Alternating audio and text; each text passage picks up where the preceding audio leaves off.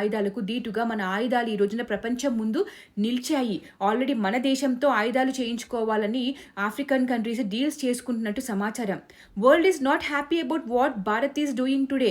ఇంత స్ట్రాంగ్గా నిలబడడం సో మేమే చేశాము అని చెప్పేస్తారా? అలా అని లేదు చేయలేదు అని చెప్పలేదు. అవునా, కిరాణా హిల్స్లో న్యూక్లియర్ ప్లాంట్ ఉందా, దాని మీద మేము దాడి చేయలేదే అని నవ్వారు. అక్కడ ఉంది అని నాలాంటి వాళ్ళకు తెలిసినప్పుడు త్రివిధ దళాలకు తెలియదనుకుంటున్నారా? Storage facility. Thank you for telling us that Kirana Hill houses some nuclear installation. We did not know about it.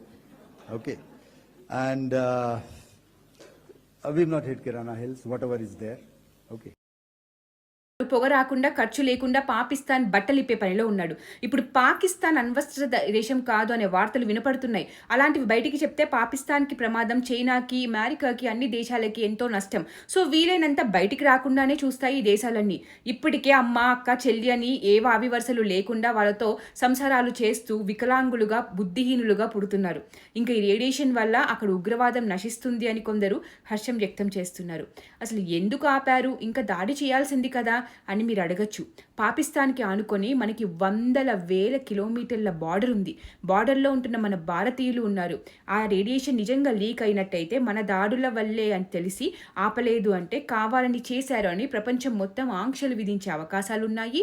Plus Pakistan నుండి గాలులు ఎటు వీస్తున్నాయి అని మనం చూసినట్టయితే మొత్తం కూడా పాకిస్తాన్ నుండి భారత్ వైపు గాలులు వీస్తున్నది ఇక్కడ చూడొచ్చు.